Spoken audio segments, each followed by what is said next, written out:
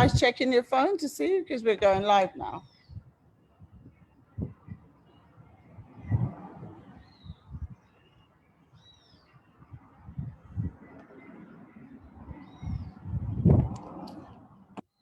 Go.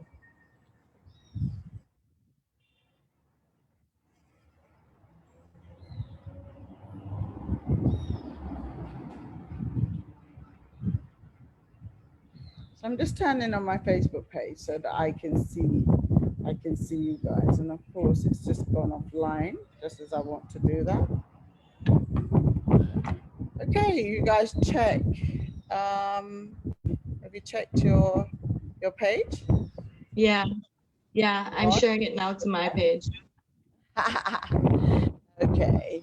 Hi, ladies. Hi. Well, not ladies, because we have ladies and gents every week on this page. Good morning, good afternoon, good day, wherever you are. If you see that banner at the back flying and going off somewhere, it's because I'm not in Georgetown today where I live. I'm actually at Plaisance. I'm in Berbice this weekend, and it's such a wonderful, wonderful day, but it's raining, warm rain, and it's windy. So of course the hair is moving, right? So isn't that funny? I just want to say hi to you guys. I hope you're well. I hope you're keeping safe. I hope that you're not too depressed. It would have been bad of me to be showing you total sunshine, but it is a good look, right? All right, I won't tease anymore. So today now I'm coming from, and I must give these people some credit because I'm using their internet and their space. It's the Classic International Hotel and Suites. They're in Corriverton, Corriverton, Berbice, Guyana, South America, if you didn't know. If you want to check them out on Facebook, they are on there, or their website anyways, all the W Classic Hotel GY.com, and they've been my host for the last three days, and it's just absolutely wonderful. Nice people, great host, really clean hotel. And I just did an away break to Berbice, which is not a place that I know really well, but it's time to start moving around. I know people say, but it's COVID, but you know what? You have to take the precautions yourself. You have to make the adjustments, making sure that you keep clean, you sterilize wherever you are. So let me tell you what we're talking about today. We're talking about women who don't like their daughters. It's a subject. It's really a funny subject because I just can't imagine any parent not liking their child. I know that our children can sometimes be a little wayward, and sometimes we have to manage them, all that sort of stuff, and then we get in trouble with them. And maybe in the teenage ages, we fight with them. It's the norm. But these are actually women who don't like their daughters. They have fights with them. They don't speak to them. They treat them different from how they treat their sons. So I couldn't do this subject on my own. I really couldn't, because I just don't understand it. But there's obviously maybe a mindful theory about why they may behave that way. And I've got people who've sent me notes behind the scenes, and I will read it out. But let me introduce you to my two guests who are both going to deal with this from the psychological aspects, and they'll tell you a little bit about themselves. The first one is in Guyana, here in where I am. Riza, or is it Raza? Unmute yourself, Raza. Unmute yourself. Hi everyone, I'm Hi, Ryan. Raza Khan, and she'll tell you a little bit more about yourself, but this is her area of expertise because she deals with a lot of family and emotional issues. And then the second one is Belinda Smith. Unmute yourself, Belinda.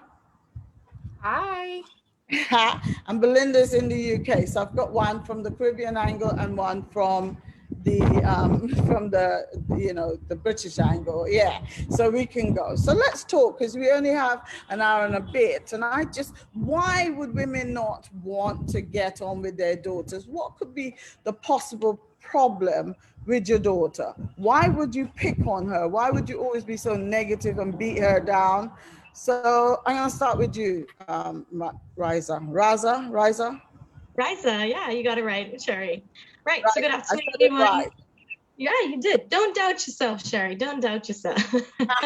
Just when it comes to this pronunciation Name. of names. So Right. tell me a little Right. bit more about this issue, which is not a little issue. Some people want to believe it's a little issue, but it's not. Right. Exactly. So, um, what we tend to find is that there are several reasons why we have these problematic relationships between mother and children, but mothers and daughters in particular. And it can be a whole array of reasons. We look at intergenerational trauma. So this is trauma passed down from grandparents, parents, into adults, and then they kind of, without that kind of guidance and just kind of recreating the cycle, just kind of continue doing the same types of emotional abuse, psychological abuse, neglect, emotional neglect, and so on. And so we kind of see that happening quite often, whereby it's like, well, that's what my mother used to do, so that's the only thing I know, so I can just do it, right? And there's no like actual trying to step out of the cycle or trying to break the cycle. And actually, someone in the comments mentioned this book, which it didn't start with you. I keep Yeah, it very handy. It's about intergenerational trauma and healing from it. I actually had it literally right on my desk because I use it quite often in Guyana, because we have such high levels of intergenerational trauma. And so you would see just things like their own parents and grandparents, domestic violence and emotional abuse and verbal abuse and financial abuse. It's just being transferred down the way we communicate with our children. We role model those kinds of relationships. And so the cycle just keeps continuing.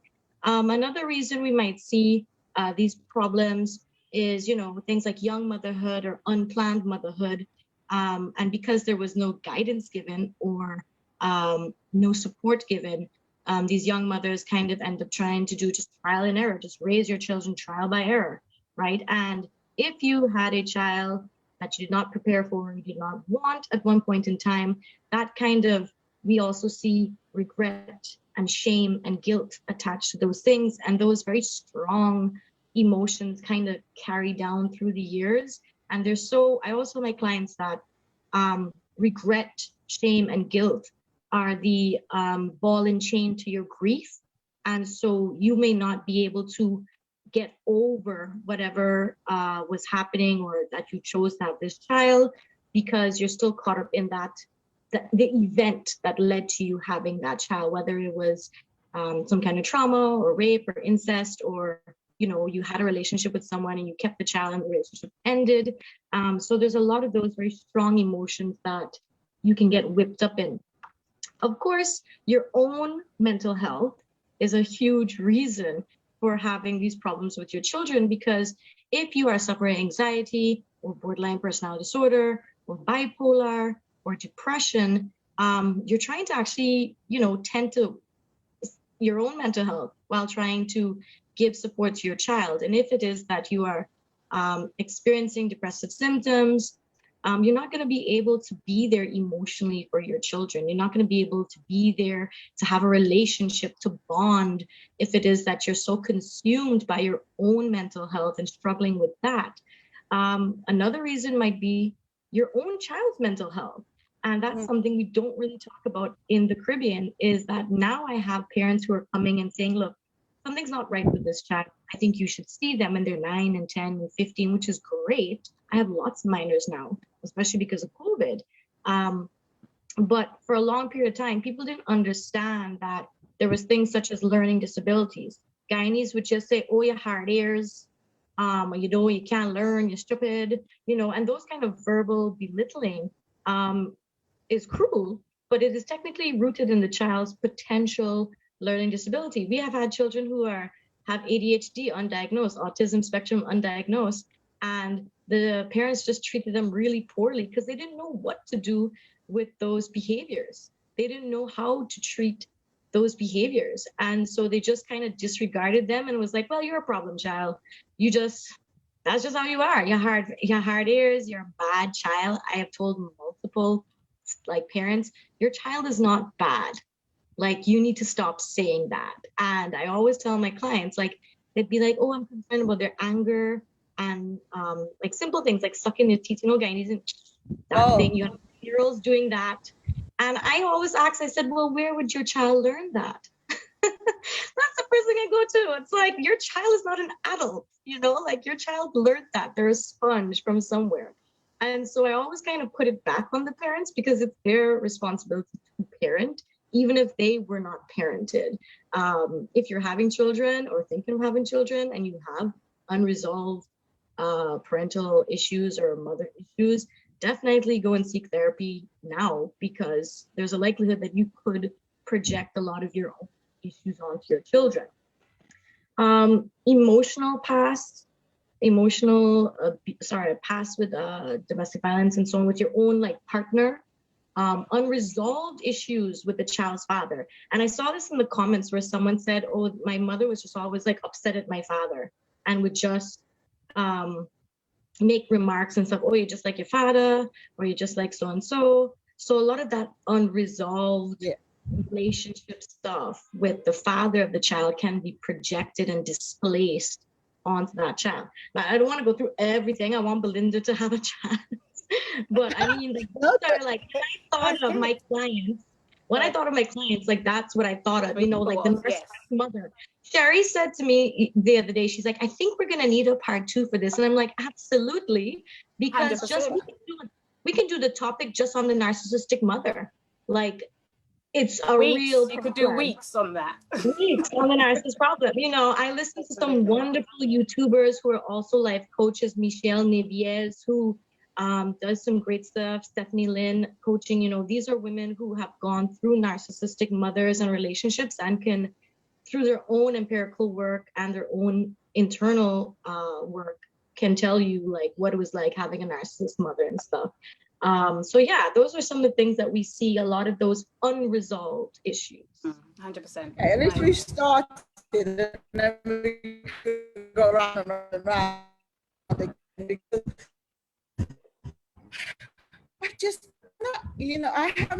I mentor a lot of students, obviously. Sometimes they're not little, I'm sorry. I know the internet's playing up, so I just moved the computer around. So forgive me, but I can't help. I have to travel. I can't stay in the house all the time. So the issues that we have is that these things that are not, we're not taught to express ourselves, are we? I'm talking about as even a race or a community, we just do not express ourselves. So when we, as you said, Riza, when we become adults, this manifests itself in our relationships, because if a guy that you're with start to say, well, you stupid, or that's a bit weird, or he says something negative, we blow up. It causes a lot of issues. And I'm going to read some of the things that people have sent me. But let me move on to Belinda. Belinda, why would you, your take on the issue? Because I know you deal with a lot of women who probably have expressed the issues with their arguments with their parents. Absolutely. So tell me a little bit about what I'll just say, I mean, as I said, a lot, but 100%, I think I agree with what you were saying, Sherry Ann, in regards to the reality with a lot of us as women is that life events, restrictive gender roles, unrealized career goals, and the expectation that women should sacrifice their needs in their caregiving role all shape how mothers and daughters view themselves and each other. And then this kind of then plays into how they communicate. So the way, like what you said, we're almost raised to be silent and to deny what we need as women, in particular, women of color, and in our community. I believe the work that I've done with mums and daughters, or together or separately, is that tends to be the root cause of what most of their relationship conflict is, especially in different cultures around the world, it's almost as if they don't know how to communicate their needs to one another because they're raised not to.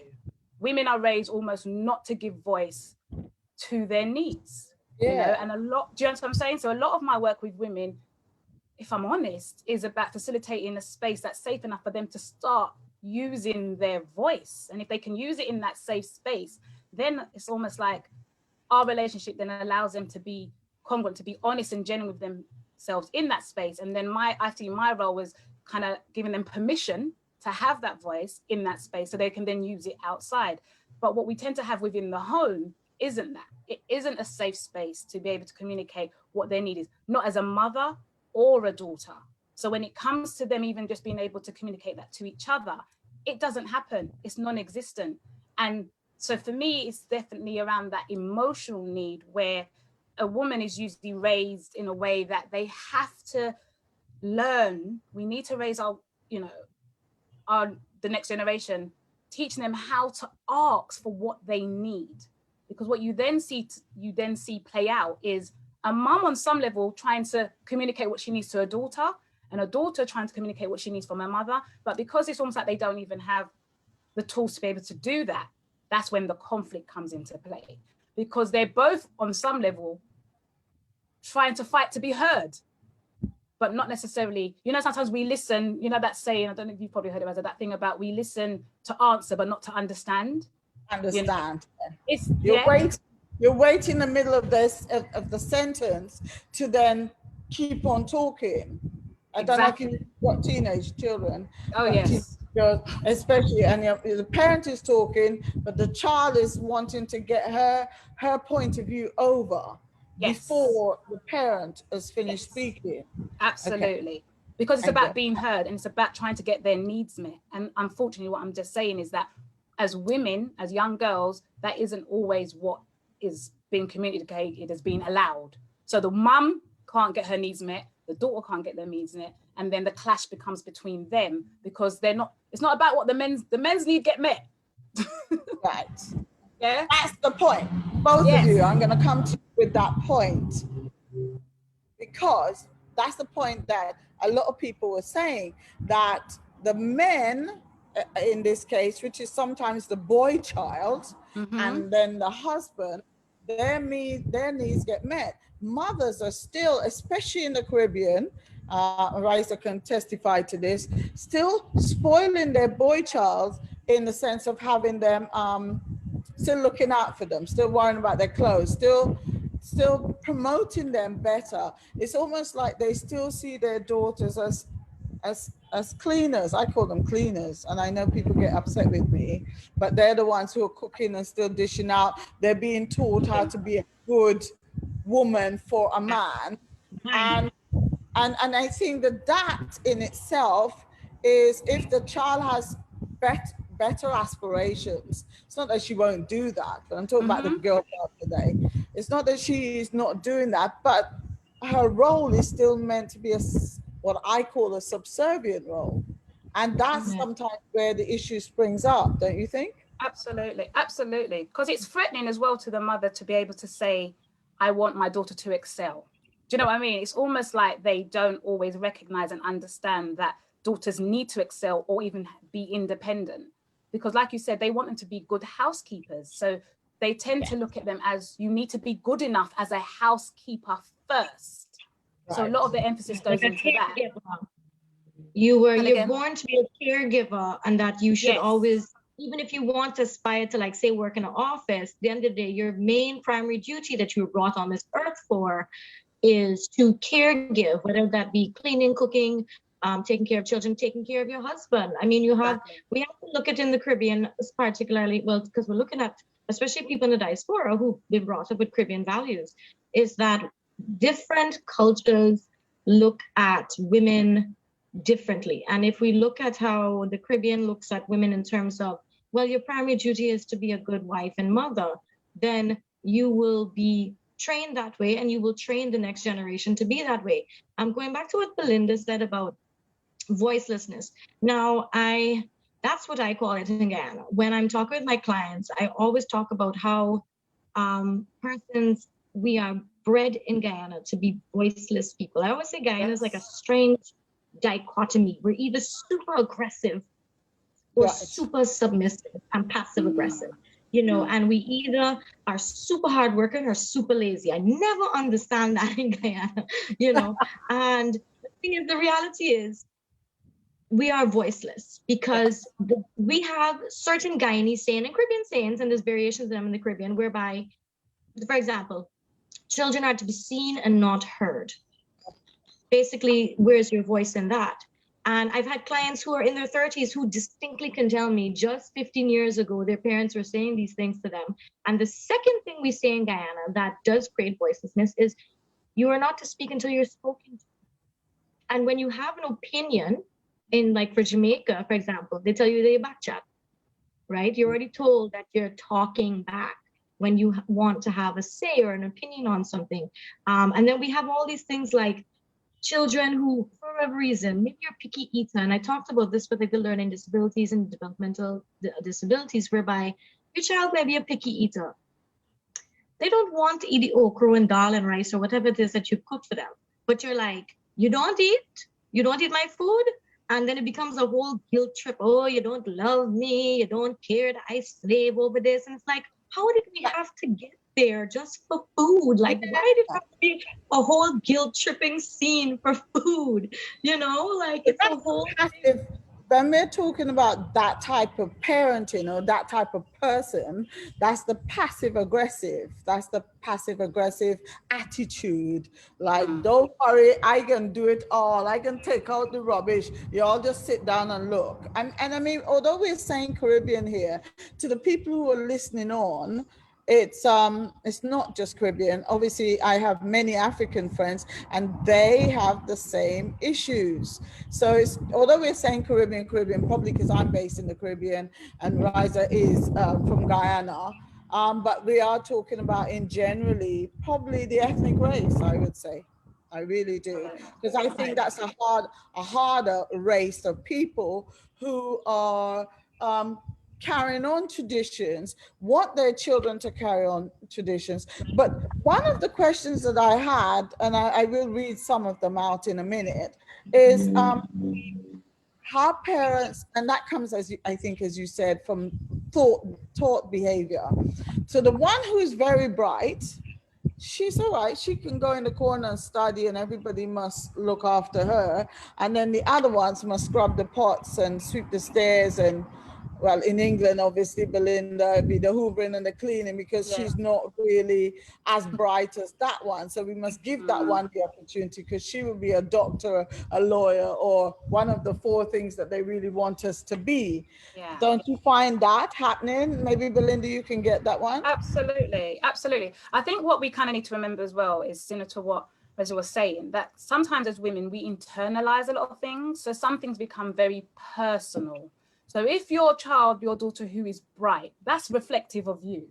So well, absolutely, I'm going to protect her because then she gets out to represent me, you know? So usually the process tends to be around, I suppose, like things around shame and guilt, but also wanting to feel valued. And when you're raised as a woman where you have to be selfless and sacrificial and self-neglect, a self-neglecting caregiver, you know, what that you then don't do is recognize your worth and your value. That's exactly what happens. All that tells you is everyone else is more important. So you then need to find your validation somewhere. And you are going to find it in that young girl who's really smart. If she's getting all the A stars, you're getting all the A stars. Do you know what I mean? So sometimes it's almost like, we'll protect that daughter at all cost because she now represents me. She proves that I'm okay. Because if you're not a great housekeeper, that says something about home training. That says something about me, right? If you're not, you know, able to do certain things, it becomes internal as women. We do that. Yeah. So yeah, I find that tends to be the issue. I don't mind pushing her out because then she gets to represent me in my household, right?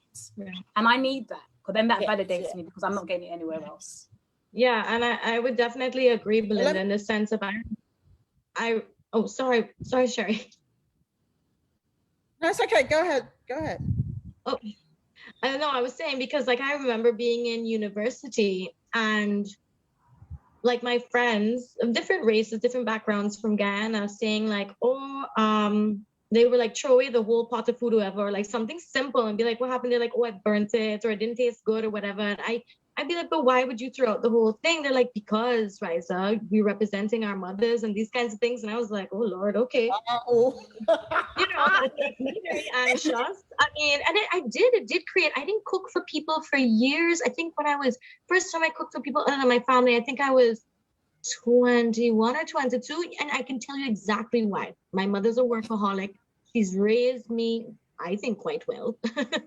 And I was concerned that if people didn't like my food, they would say, oh, well, yeah, Riza can't cook because mother's work, you know, like that kind of stupid thing, you know. And I just was like, this is madness. I have to cook eventually for people, you know. But that is the mindset, that we are a representation of, like, for example, our mothers. And going back to what Sherry was asking about the favoritism between boys and girls, I actually literally, like, I have a sticky right here, do live on favoritism of siblings, because I've been hearing it so much in Guyana, whereby people particularly are coddling their boys, whereby, oh, well, the boys can go out and the boys can lime and the boys can go drinking. Mind you, the boy might be even younger than the firstborn, which is a girl, but he's getting to lime with the boys. He's getting to go out and drink. He doesn't have a curfew. And the girl can't even go to see a friend at a house, you know? And it's just this, it's really gendering. We're gendering our children to expect them to be certain things that is not appropriate nowadays, because we're advancing in life where gendering does not hold a significance, or should not hold significance, in who our children become. And the reality is, when we say that boys can do this and girls can do that, that's gendering. And unfortunately in Ghana, we see that a lot.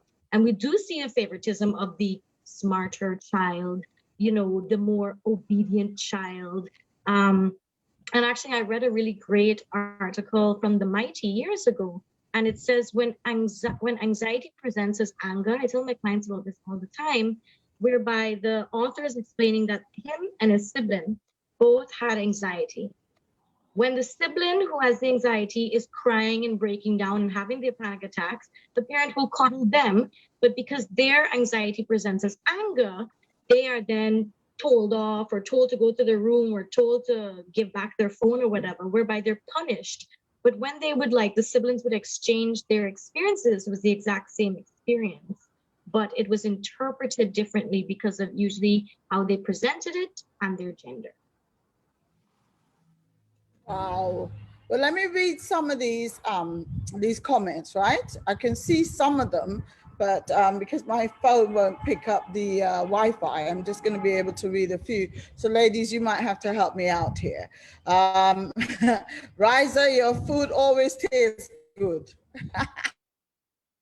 That's one of my former residents at UE when I was the residence assistant for Worrell Hall. So yes, thank you, Melissa.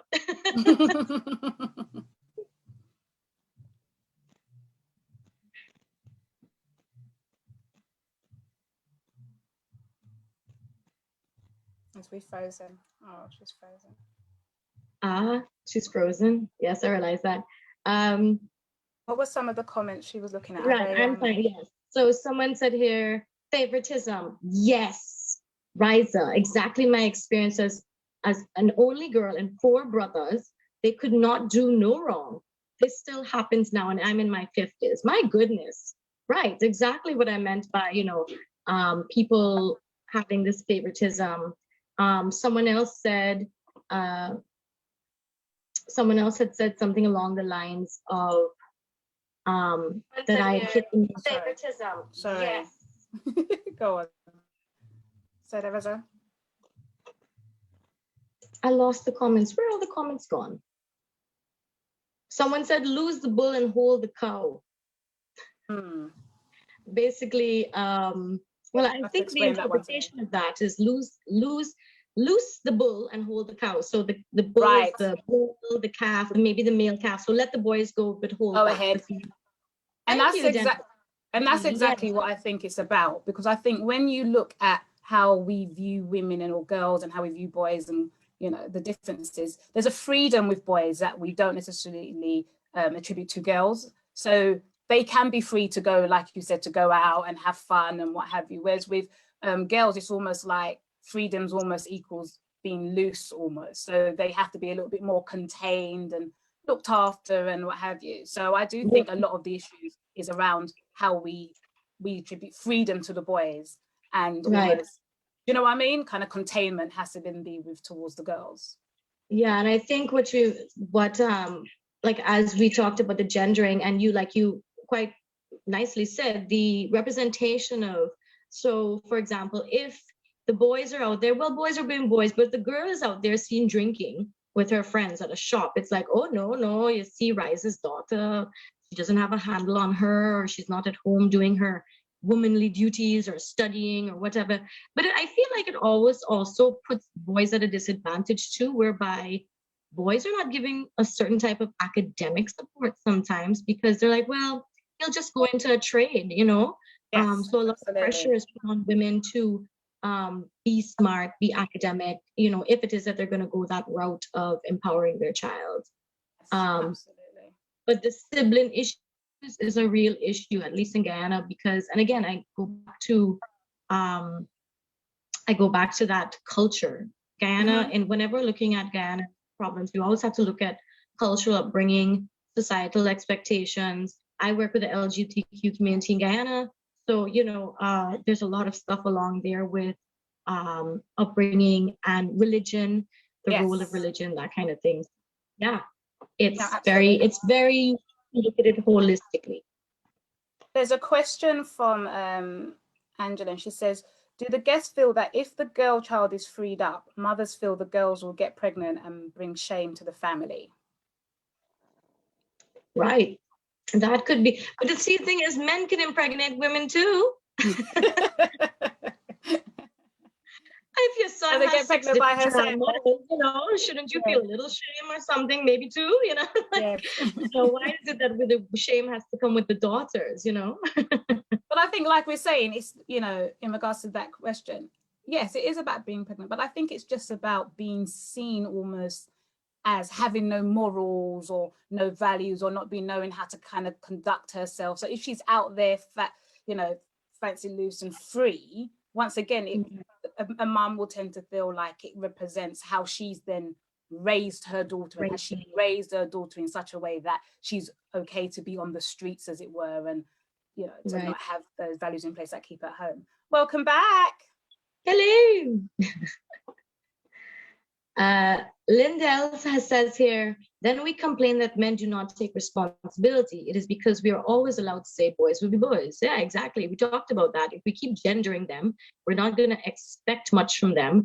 And then they won't be able to have the opportunity to excel, to be better fathers, to be better partners.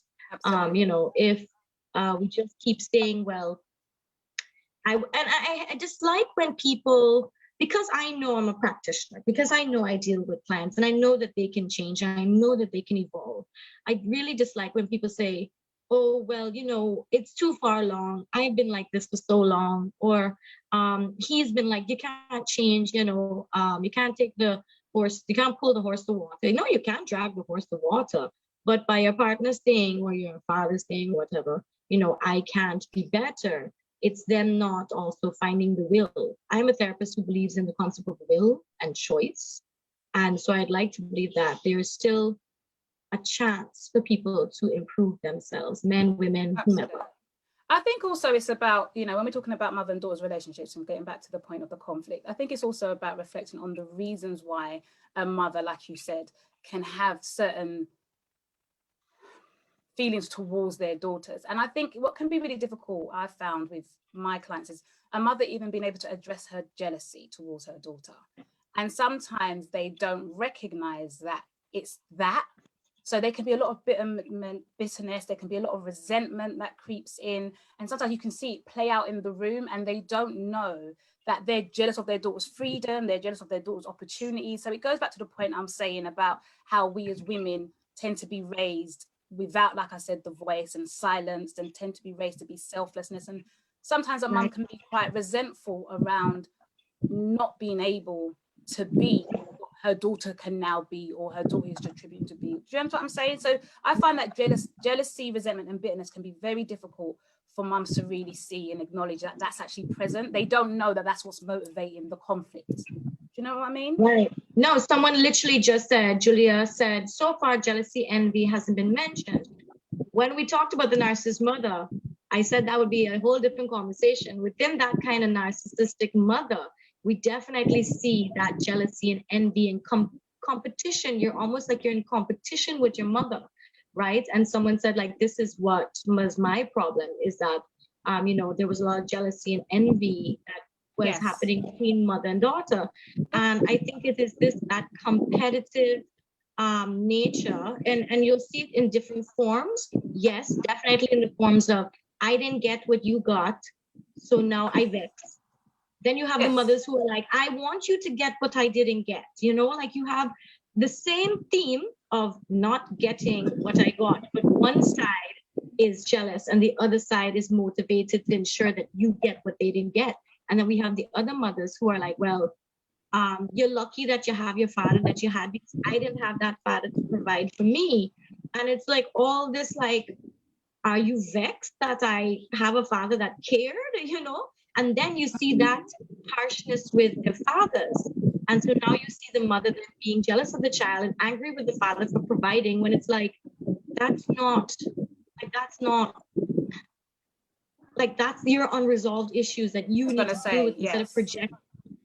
So like that, like you can't be vexed, you can't be upset at your husband or your child's father for providing for his child, but then still upset at your own parents for not providing for you when you've already moved on and had your own child. Yeah, I think that boils down to, I think a lot of mothers haven't dealt with a lot of emotional issues and they haven't resolved a lot of stuff. So it's easy to visit it on their daughters, because with their daughters, like I said before, they feel more threatened, self-esteem wise, confident wise, more so than they will with their son. The needs are different. The needs get met differently. So the daughter then becomes almost like a rival, more so than the child that I carried and an extension of me. Yeah. It's almost like actually she's a rival, especially if the daughter does know how to get her needs met or finds it easier to ask for them.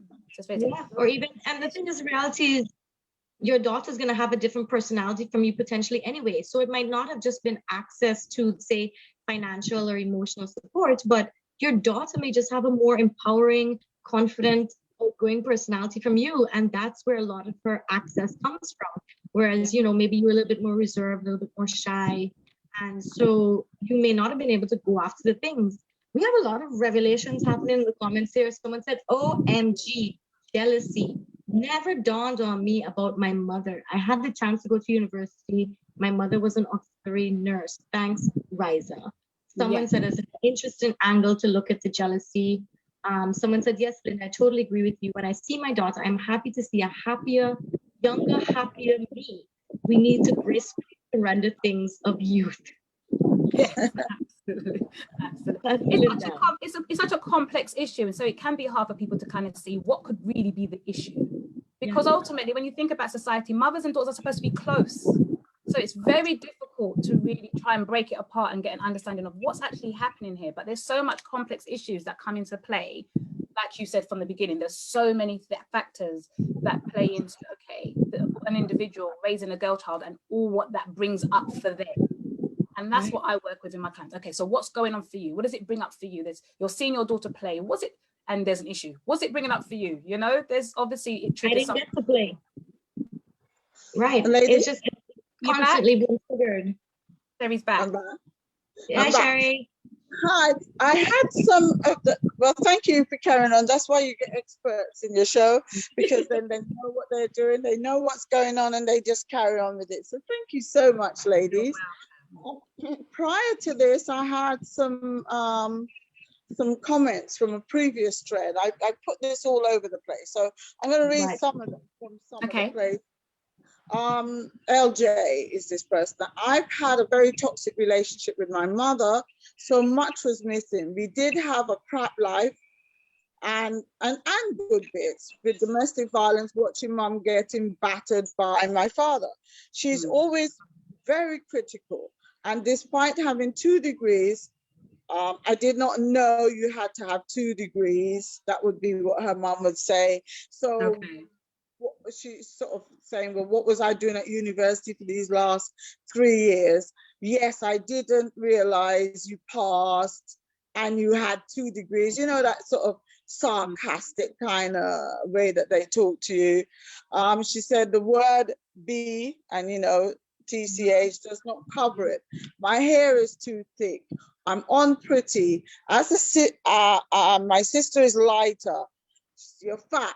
Just everything. Never listens to me.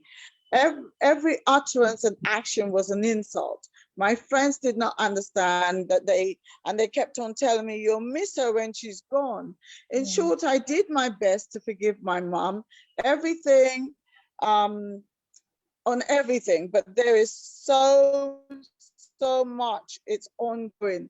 Meditation has really helped, I have to say.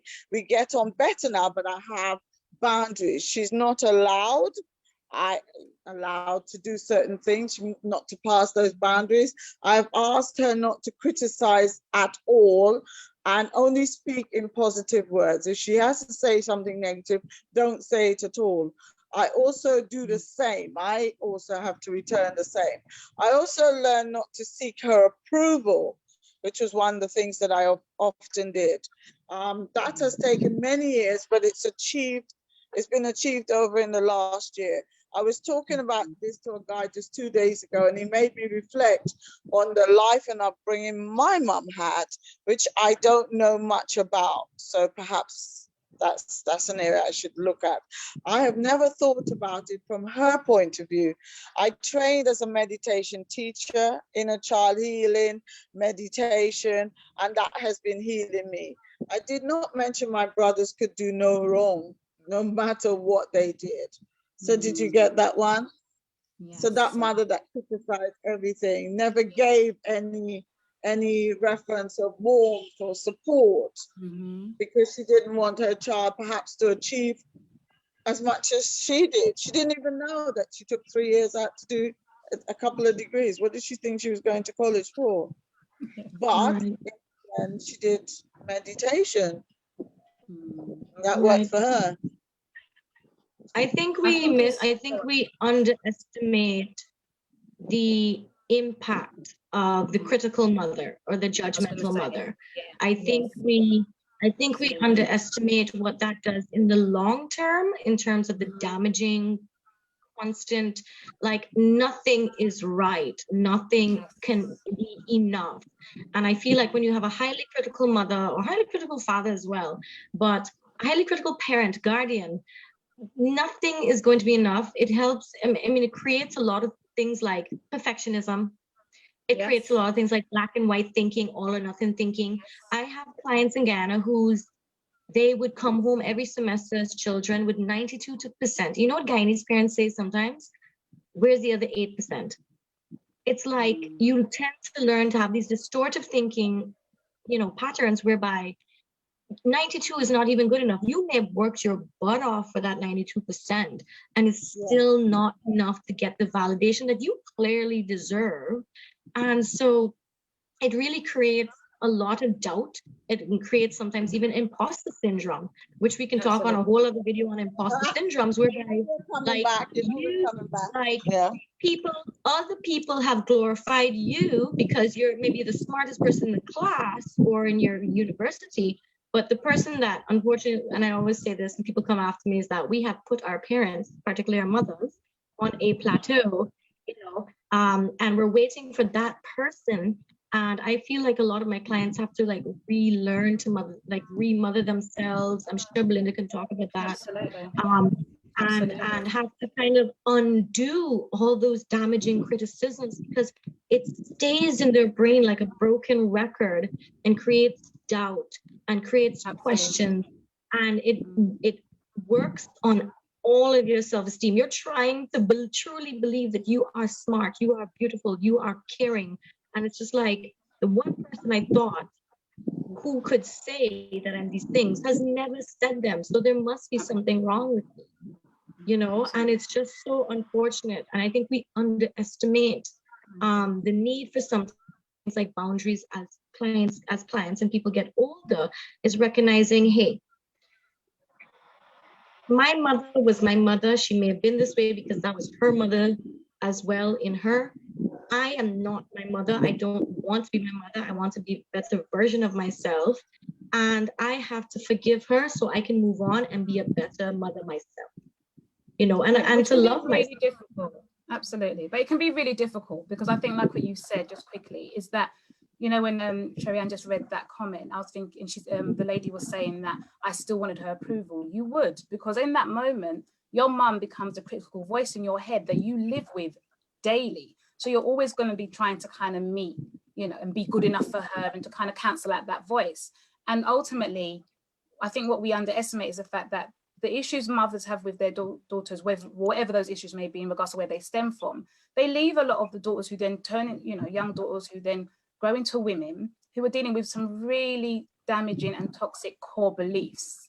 And we don't recognize that a lot of the time the mother's core beliefs and their limiting beliefs get passed down, like you said, right? So if the mother doesn't feel good enough, she's definitely going to always, not definitely, what happens is then she doesn't necessarily raise her child to feel good enough because she doesn't know that. That's not what she's akin to herself, right? So she's passing down those same viewpoints. The mum who's saying, why do you need 2 degrees, basically? Well, that's around her mum's limiting beliefs and that's her mum's limiting beliefs. Do you know what I mean? Because otherwise you'd want to celebrate that. So I think it's very much a thing of, like I said, about an internal personal process a mother goes to, which then she visits onto her children. If she's dismissive towards her child, she's also dismissive towards herself to a certain degree, unless she's got a lot of narcissistic traits, who then she feels entitled and has other stuff going on. But yeah, ultimately, for me, it's just a lot of damaged, you know, ways of thinking that unfortunately get passed down to the daughters. And like I said, I see it's mostly around power and control and feeling threatened by their daughters and not by their sons. Sherry Ann? Right. I have another one for you. Yes. Let's face it.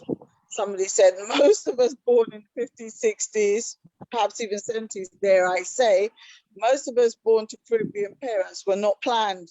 I think it comes from vestigates from slavery, just passed down. In other words, poverty, discrimination, not having, then having. You know, doesn't make it right, but it makes it easier to intellectualize. And whether or not we say slavery, it could just be not slavery, it could just be poor. You know, Poverty, not all people were, you know, different races, different things, but poor, being poor. And then when you feel that you've worked so hard, I see in this country women who are working 2-3 jobs really to give their children, you know, just electricity, gas, somewhere to live, and then probably doesn't appreciate it when that child goes off and is achieving things, and probably abroad, and then she's actually saying, well, no, I don't want to do that. I don't want to sweep the floor. I want to hoover, you know, which sounds a bit like me. I'm not sweeping no floor. I'm not cooking. I'm not cooking.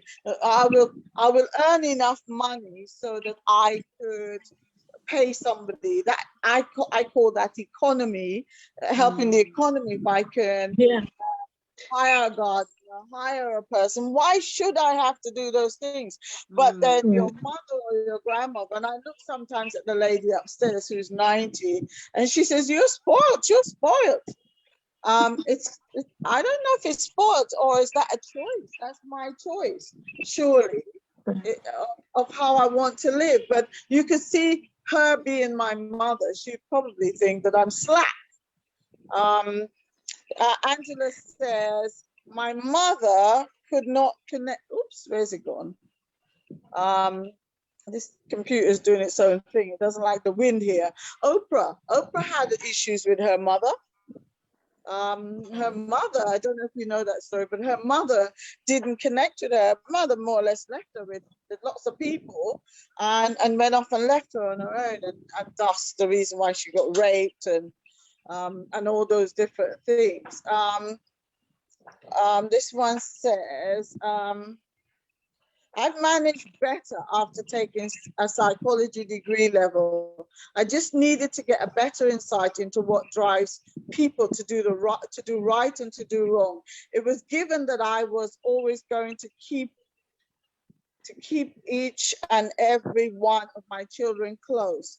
But I had to learn that there was a lost child inside of me as an adult that had to be encouraged to let go of the messy past and messy individuals in order to grow into much more stable future where I could build and nurture good, solid, healthy relationships. I'm still learning, but being able to rationalize in a common language is the key feature that allows a dispassionate conversation to be had. So all of these are being sent to me by, it was sent to me by my inbox when I actually put it up in different groups. So that's why I copied it. And Angela says, my mother couldn't connect with me from a child. She was so cold, dismissive, put me down, comparing me to 4 brothers. She literally called me at home and said that she was going to sabotage my baptism service and had to postpone it. It was so embarrassing telling my pastor at the time. I could never do anything right in her eyes. It got so damaging that I had to stop seeing her.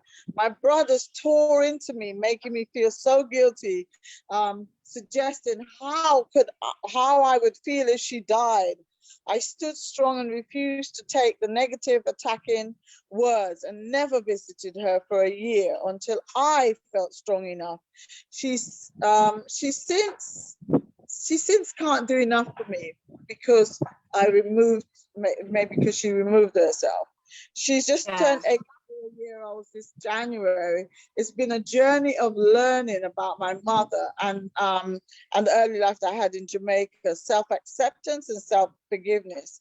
I think I now understand why she didn't have her own mother around at the age of 11 years old. She was ridiculed at school because she couldn't plait her straight hair. My maternal grandmother was an institution. Still not sure why. My mother was very reluctant to talk about her past.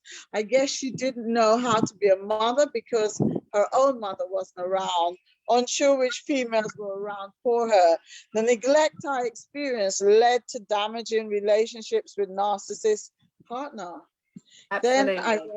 Then I read about narcissistic parents a few years ago by chance and cried as I was reading and recognized all the traits in my mother. It was a light bulb moment. It's all of it made sense. She stopped the people pleasing, released my own pain. She said, so I stopped people pleasing, released my own pain of that feeling of not being recognized, all the traits in my mother. It was a light bulb moment, she keeps saying.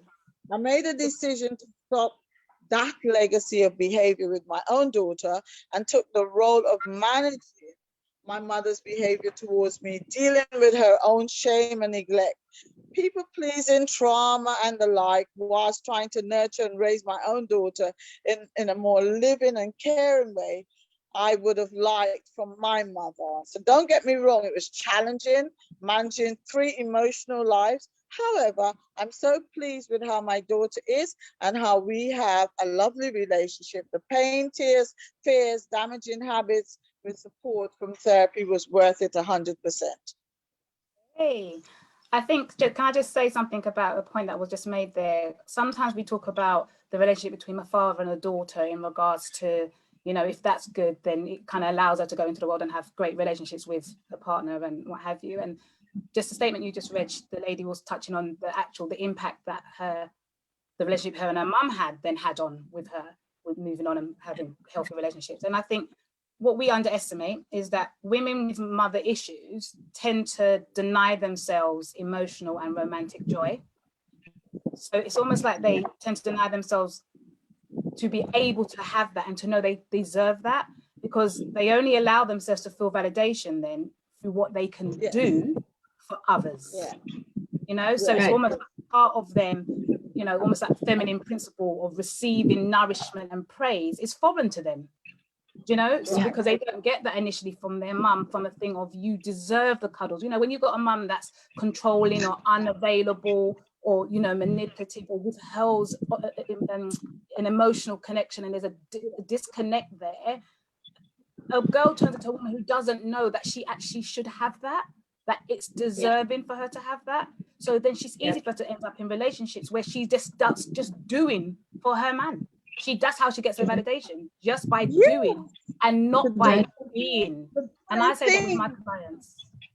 Don't you think so, Belinda? She's doing things. She's doing the cooking, the washing, the cleaning. There you go. Does not demonstrate love and affection, because when you do the session with men now, which probably we'll have to move on to next week if you guys want to come back.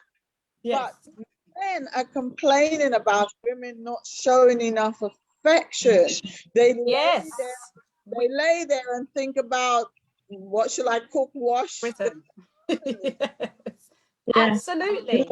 Yes, we don't give that as much weight as doing stuff. But as women in general, I say to my clients all the time, just quickly, that we're very good at doing, but we're not very good at just being. And that can be the issue. We're just always doing stuff, but we're not being. And ultimately, it's being loved, you know, just being affectionate. We're not good at that, but we're very good at doing stuff, because that's how we earn our validation. That's what earns our worth. And therefore, if you haven't got a mum who just loves on you and just gives on you when you haven't had to earn it, you know, then you don't know how to have a relationship as easily and without seeking that validation. If you haven't experienced like unconditional love in the sense of, and I remember I've had like clients be stumped by when we're like, so how do you understand love? How do you receive love? How do you give love? Like, do you even know what that looks like? And a lot of times, I grew up with them not getting hugs, not them getting like simple things. I've had clients call me. It wasn't a client, it was someone asking about support for their child during COVID, so I couldn't see the child. But they said something along the lines, like, I said, at least I can guide you through the phone a little bit on just what is it like, what is happening. So I'm having a conversation with them, and they're like, well, you know, he's a boy child, so I don't hug him. And I said, well, why not? Because in Guyana, we have this thing as well. I don't know about the Caribbean, but in Guyana, we have it whereby if you hug a boy child, you'll make him soft, aka emotional, because that's a bad thing, right? And so I said, do you really believe that if you hug him, that he'll be soft? And what do you mean by soft? And she goes on to explain very clearly, very proudly. And I said, ma'am, can I tell you a prognosis of what could happen to your child if you don't start hugging him? He's like 9 or 7 or something. I said, he's either going to be extremely cold to the point where if he even has partners, they're going to tell him and they're going to probably leave him eventually for being cold and unloving and unaffectionate, or he's going to seek it out everywhere and put himself into dangerous, vulnerable positions where people will abuse him emotionally, psychologically, because that's just somebody who could hug him because you didn't hug him. And so I said, ma'am, please start hugging a child. I said, I know it might be weird because maybe perhaps you weren't hugged as a child, because clearly it was some core belief brought down. And so I said, you know, start slowly, you know, a pat on the back, a pat on the head, a little kiss on the forehead before bed, you know, and then you kind of get into that, because for some people, it's uncomfortable. It's uncomfortable. I've had grown clients who I'm like, you know, now that we've discovered that the mother has, like we said today, gone through a lot, quietly, silently, right? Gone through their own problems, their own sadness, their own grieving processes, things silently. I said, you know, how would you feel about hugging your mother? And they're like, well, now that I understand that she just wasn't out to like make my life difficult and she suffered as well, I feel like that could be something I do, but it's very awkward. And I actually had a client go and do a challenge whereby they just kind of sat next to their mother and slowly just put a hand down, then the next kind of sit closer and closer until like you got to a point where you can say, you know, I love you and I release you of your pain, or, you know, however you want to word it, however deep into therapy they are. But yeah, sometimes we have to get to a place where in forgiving our parents and building our own self-love, we have to sit with it and say, I forgive you for your wrongdoings. And of course, they might, depending on the mother, they go, what are you talking about? What are you forgiving me for? Be like, I know what I'm forgiving you for. But I'm just letting you know, I forgive you. I forgive You know, so we have those problems too with the boys in terms of not hugging them. Like, how can you expect to have a healthy, affectionate, loving relationship when you were not role modeled it, or if you did not see between your mother and father or parents a healthy relationship? Like we always talk about, oh, like how we role model violence and aggression, normalize those things. But at the same time, we haven't taught our children the better version. So say fine, you didn't grow up in a domestic violence home, right? But you didn't really grow up in a home that had love and affection. It's like you're in the middle and you don't know how to be at all once you get into a home relationship. I really like this conversation, but we've come to the hour and I need to end it. But I think it's such a great conversation that I'd like us to come back and discuss part 2 next week. Would you do that if you're free, ladies? Yes. I got to check my planner. Check. You must always have plans, people. You want to be an organized, stress-free version of yourself, get a planner. Yeah, oh, it's Valentine's Day. Sherry, you have plans? Next Sunday is Valentine's. Maybe we can address how these types of relationships impact relationships. Yeah, absolutely. Because it's an hour. So I'm good for an hour, 4 to 5. Yeah, for an hour. You know, they in England, they're locked down anyway, so they can't really go. Thank you, Sherry, for reminding us. Yes. My best friend's in London, so I feel for her, you know. I feel for her. But we'll do it next week. We'll do an hour and we'll just talk it through, because I think these subjects are so important. It's important for us to talk about love, affection, emotion, and there are not many people talking about this. And I know it's like a lesson plan, but if we can help one person to be a better person, then let's do that, right? Of course. Absolutely. Of course. So we'll be back next week. I'll be in I think I'll be stable. But I need to come out of my house. I'm doing these shows every Sunday. Every time somebody else says to me, let's go out. Right. I'm like, I can't, I've got my show. So I need to live though. But ladies who are in the Zoom, you know, on Facebook, right in there so that Belinda and Riza could maybe come back and answer some of your questions, because I know that an hour is not enough. It really is just a tease, but you just put it in there. And I know with the internet going up and down that it's a bit difficult, but at least we started the conversation. So thank you so much, Riza. Thank you so much, Belinda. And I see you next week, same time, same place. I'll be Same not topic. in the same place, but I'll be there, and we'll love it. We'll work. All right, good. Nice Make to sure see you. what is it? Why not ice cream or something? It's Valentine's, so we need to celebrate. All right. Okay. Bye. Take care. Bye-bye. Thank you. Bye, Bye, everybody. Thank you for tuning in. Thank you. See you. See you next week. See you next week. Bye-bye. Bye. Next week.